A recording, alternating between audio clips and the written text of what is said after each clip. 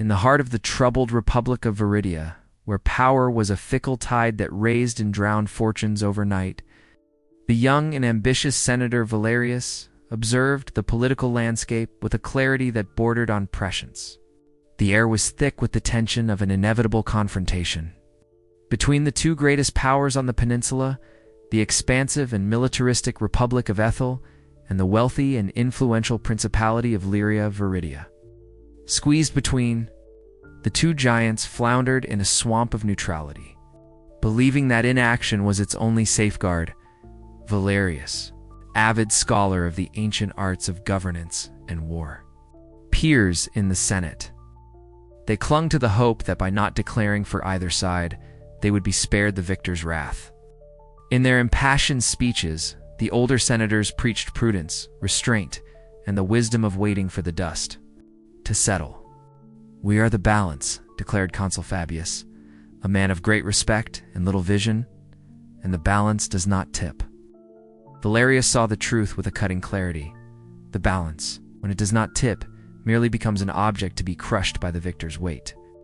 He knew that neutrality was not a position of strength, but a vacuum waiting to be filled by the ambition of others.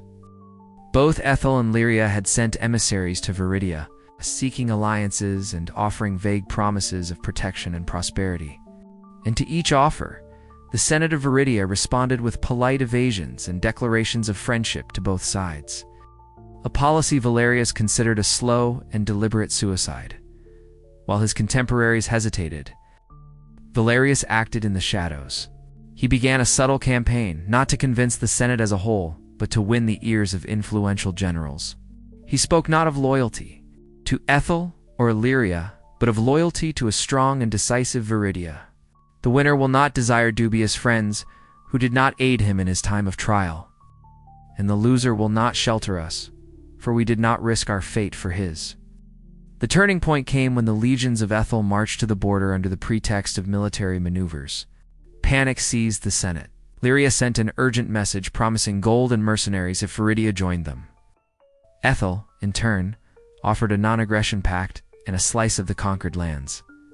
Consul Fabius, pale and trembling, called an emergency session in which the majority leaned toward accepting Ethel's proposal, not out of conviction, but out of fear. It was then that Valerius rose. With oratory that blended cold logic and fiery passion, he exposed the folly of their position. It is a surrender. We will be their servants, not their partners. And Lyria, upon being defeated, will curse us for our betrayal, poisoning any future relationship. To refuse both and remain neutral, we will be the conqueror's next prey, and the conquered will rejoice in our fall. He then revealed his own audacious plan forged in weeks of secret negotiations. He proposed not an alliance with Lyria, but a preemptive and decisive strike against one of Ethel's border garrisons. It would not be a declaration of total war, but a demonstration of strength and resolve. "We must show ourselves to be a valuable friend or a formidable enemy," Valerius thundered. "There is no middle ground for those who wish not only to survive, but to prosper." The plan was risky, bordering on insanity for the more conservative senators. But Valerius's logic was undeniable, and his confidence contagious. He had sown the ground, and now he reaped the fruits. The generals, seeing an opportunity for glory, supported him. The merchants, seeing the possibility of securing new trade routes with a grateful Lyria, offered funds. The Senate, cornered between hesitation and decisive action, yielded. The attack on the Etheline garrison was swift and brutal. Ethel, surprised by Viridia's audacity, was forced to divert resources from its main campaign against Lyria. Lyria, seeing an unexpected and courageous ally in Viridia, opened its coffers and sent its best troops in support. The war that followed was long and bloody, but Viridia was no longer a terrified spectator. It was an active participant, shaping its own destiny. In the end, Ethel, fighting on two fronts, was defeated. Lyria, though victorious, was weakened and indebted to Viridia. Valerius, now hailed as the savior of the Republic, was elected consul. He had proven the fundamental truth of Machiavelli's law. Power is not given to those who wait, but seized by those who dare to act while others hesitate. The senators who had preached neutrality fell into oblivion, their political careers ruined by the very indecision they had so championed. Valerius, at the height of his power, looked out over the new map of the peninsula. Viridia was no longer a buffer state, but a regional power. Yet the peace was fragile, and new challenges loomed on the horizon. Old allies could become new rivals, and the seeds of revenge could sprout in the fields of the defeated Ethel. Power, he knew, was a continuous game. The game of power, Valerius discovered, did not end with a checkmate. It merely reset the board with more dangerous pieces. As consul, the marble halls of Viridia's Senate felt colder, the silences in the great chamber heavier. The map he once viewed with ambition was now a tapestry of threats. His bold strike had saved Viridia, but in doing so, had transformed it from an irrelevance into a rival. The first move on the new board was made by Lyria. Their ambassador, a man named Cassian, with a smile as smooth as polished jade, requested an audience. There was no talk of debt or gratitude. Instead, Cassian spoke of shared security and the burden of maintaining the peace. The proposal was simple and insulting. Viridia would pay a stability tax to help fund Lyria's legions, which would, in turn, graciously extend their protective shield over Viridia's borders. It was a demand for tribute wrapped in the silk of diplomacy. Valerius saw it for what it was, a caller. Illyria, the grateful ally, was already working to turn Viridia into a vassal state. To accept was to surrender the very sovereignty he had fought for. To refuse was to openly declare a friend an enemy. Days later, the second move was made in the dead of night. A cloaked figure was granted a secret meeting in the consul's private gardens. It was General Drusus, a once proud commander of Ethel's defeated legions, his face a mask of bitterness and desperation. He carried no pretense of diplomacy.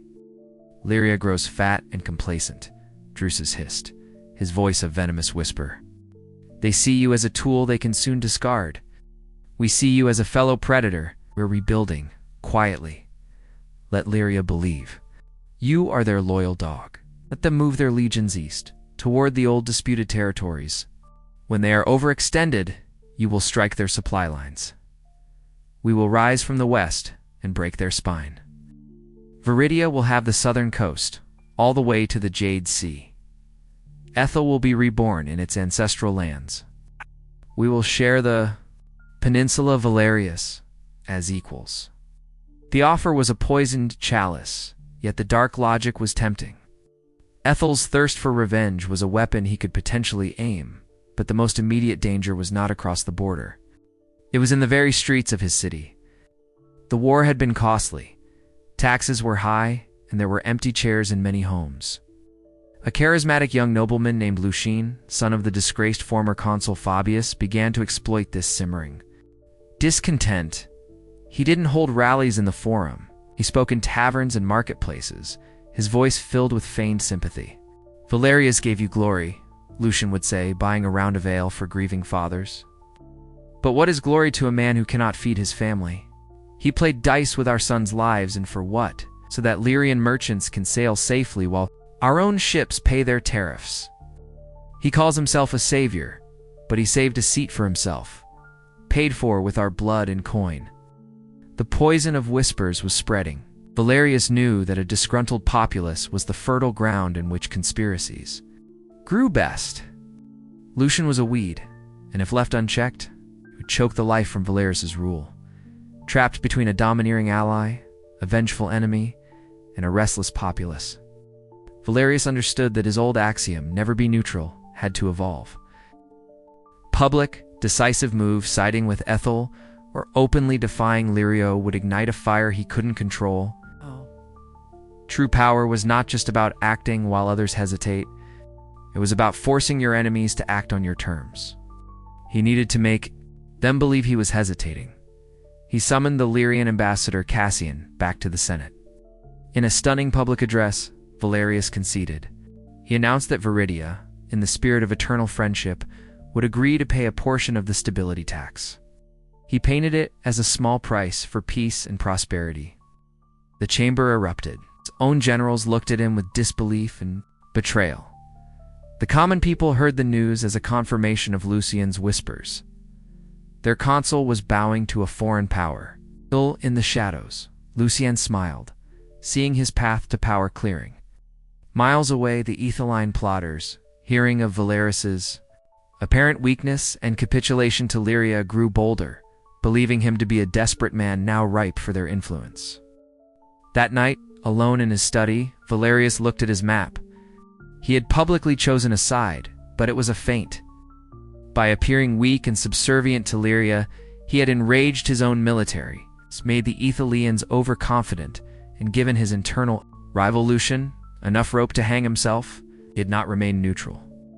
He had become a chameleon, creating a false image to lure all his enemies into the open. The board was now set for his true move. The ink was barely dry on his public declaration of subservience when the consequences he had engineered began to converge.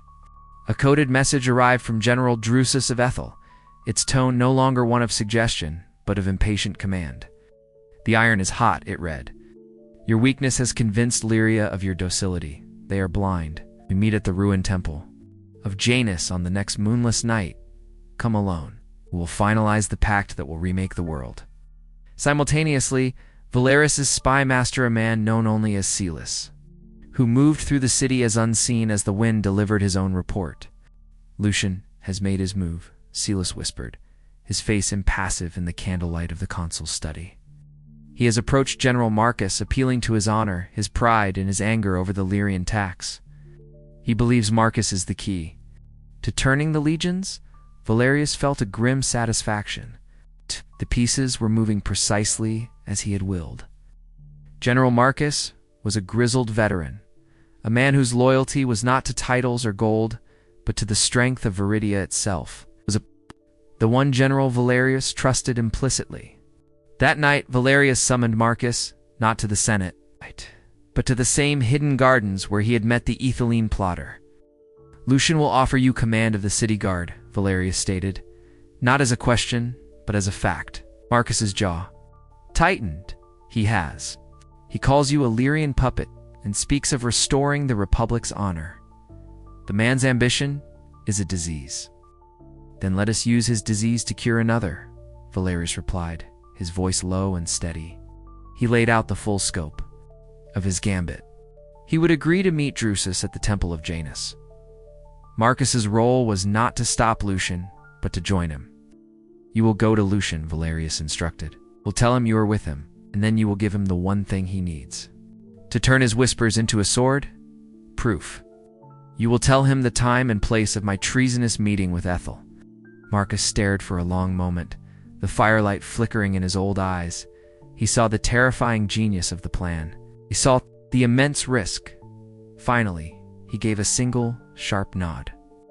"They will see it as a patriotic duty to catch you in the act." "Exactly," Valerius said. "They will not see it as a coup, but as a righteous arrest. They will be the heroes of the hour until the hour is over." As predicted, Lucian was ecstatic when General Marcus returned, pledging his sword to the conspiracy. When Marcus reluctantly revealed the secret of the meeting at the Temple of Janus, Lucian saw the culmination of all his plans. The trap was perfect. He would not simply murder Valerius. He would expose him as a double traitor, dealing with Ethel, even while bowing to Lyria. The people in the Senate would hail him as a savior.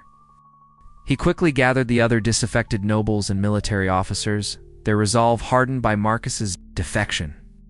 The moonless night arrived, thick with humidity that promised a storm. The Temple of Janus, a skeletal ruin of broken columns on a lonely hill, stood silhouetted against the starless sky. Three forces, each unaware of the other's true intentions, began to move. From the west, General Drusus and a small retinue of his most trusted Aetheline soldiers approached, confident they were about to formalize an alliance with a desperate puppet. From the city, Lucian and General Marcus led a hand-picked force of soldiers, creeping through the woods to encircle the temple, ready to spring their trap and capture a consul in the act of high treason. And from his villa, Valerius rode out, attended by only 2 guards.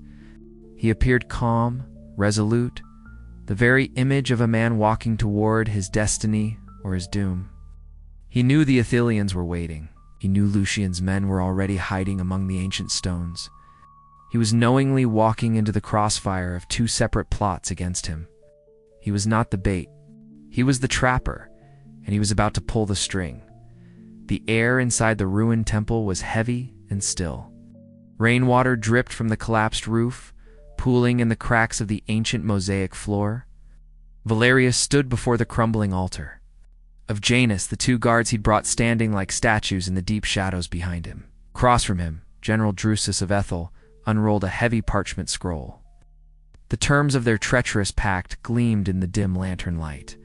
A simple signature, Consul, Drusus urged, his voice resonating with poorly concealed triumph. We begin the glorious work of carving up our bloated Lyrian friends.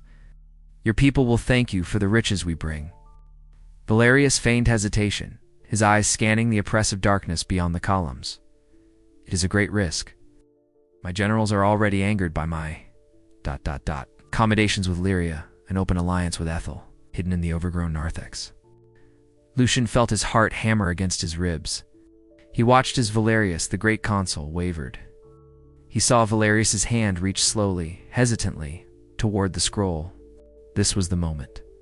The ultimate proof of treason. He turned to General Marcus beside him. Now, Lucian breathed, his eyes alight with feverish ambition. For the honor of Viridia. With a roar, Lucian and his conspirators surged from the darkness. Torches flaring to life, swords drawn. Traitor, Lucian screamed, his voice echoing through the ruins. Valerius, you were under arrest for high treason against the Republic?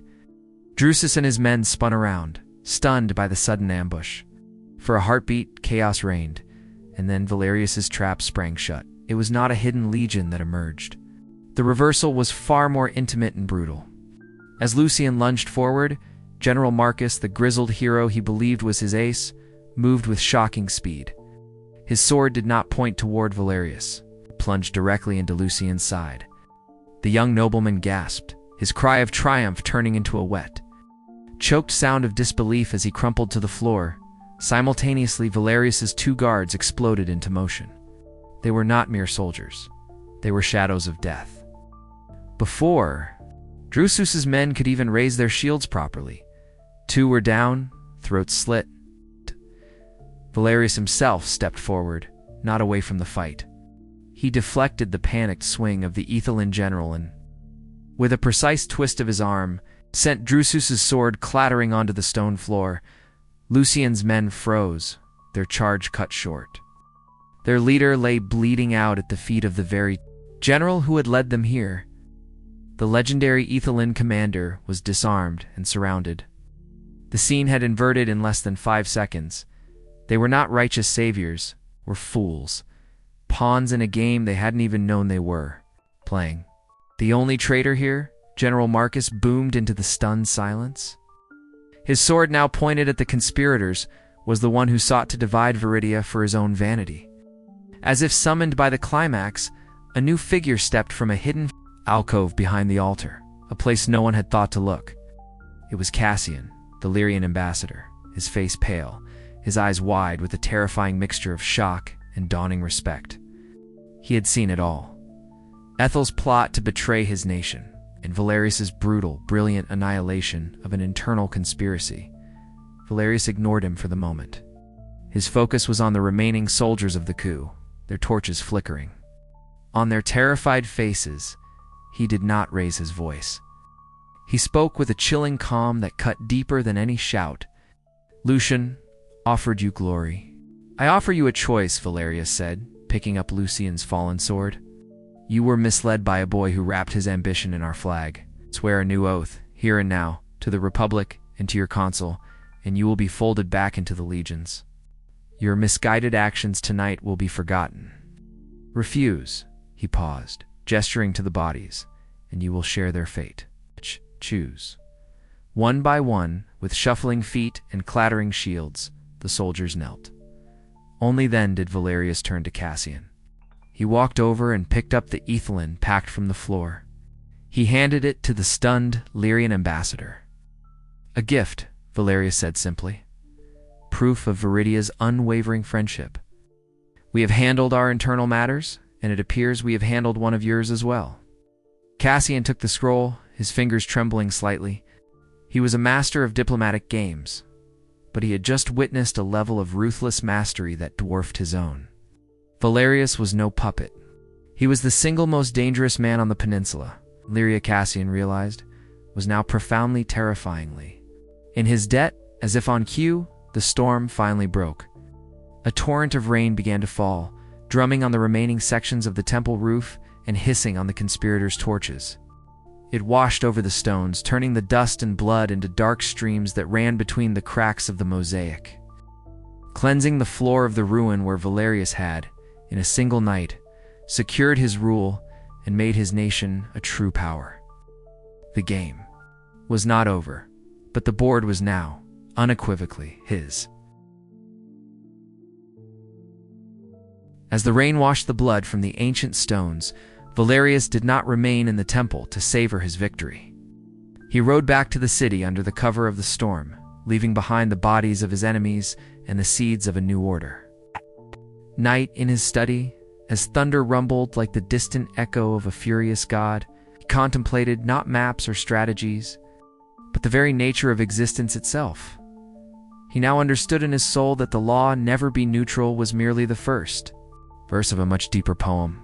Neutrality, hesitation, was more than a strategic failure. It was a refusal to exist, an attempt to hide from the currents of time and consequence. But the universe has no shores. To stand still is not safety. It is merely to allow the tide to decide your fate for you. The true lesson, the philosophy forged in the fire of that night, was more complex. It was not about choosing a side in the game of power. It was about becoming the board itself, the gravitational force that compels all other pieces to move in relation to you. It was not about navigating the storm, but about being the storm, the chaotic and creative force that tears down old and rotten structures so that something new and stronger can grow in their place. Many look upon the world and wonder which path to follow. They search for signs, wait for certainty, and in the meantime, they become prisoners of their own indecision. Valerius saw the world as raw clay. Certainty was not something to be found, but something to be made. Clarity came not from passive observation, but from decisive action. Every bold strike, every calculated risk, was a touch of the sculptor's chisel, shaping reality according to his will. And this is the final, expiring truth that echoes from the ruins of the Temple of Janus. Destiny is not a map we read, but a road we build with the stones of our choices. Sovereignty, whether of a nation or of a soul, is not granted by others, but forged in the silence of deliberation and declared in the clamor of action. Do not wait for the world to give you power, respect, or a place in history. For the universe does not bow to those who wait, is molded by those who, while others hesitate, dare to act.